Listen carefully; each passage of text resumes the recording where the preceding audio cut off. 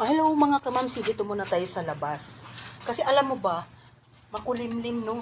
So lumalago na talaga yung mga damo. So kailangan talaga mag-ano tayo o ito nag-ano ako. Kasi nalago ang mga damo.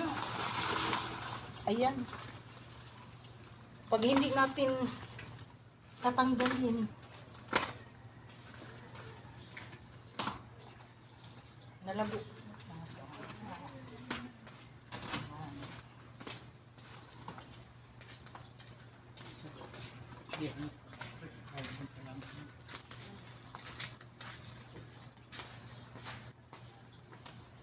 Tapos, alam niyo ba, lumalago na po yung aking mga oregano. So, kailangan triman natin, no?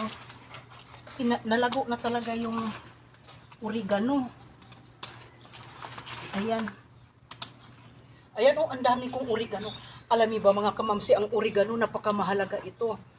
Hindi lang sa isang bagay magagamit ito sa panluto, kundi sa mga lamok. Di ba tag-ulan ngayon? Usong-uso ngayon ang dinggi.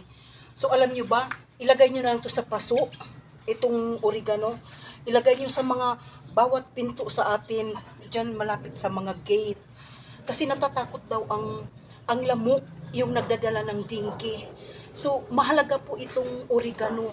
Kasi di ba ang oregano para sa atin mabango? Pero sa mga lamok na nagdadala ng dinggi, ayaw nila. Ayaw nila ng bango ng oregano.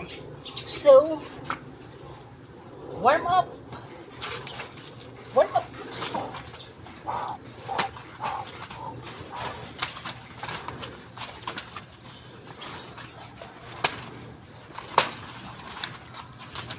Oh, ayan. So, nawala yung pagod ko mga kamamsi kasi ang dami kong oregano kailangan i-trim. Oh, ayan. So, hanggang dito na lang.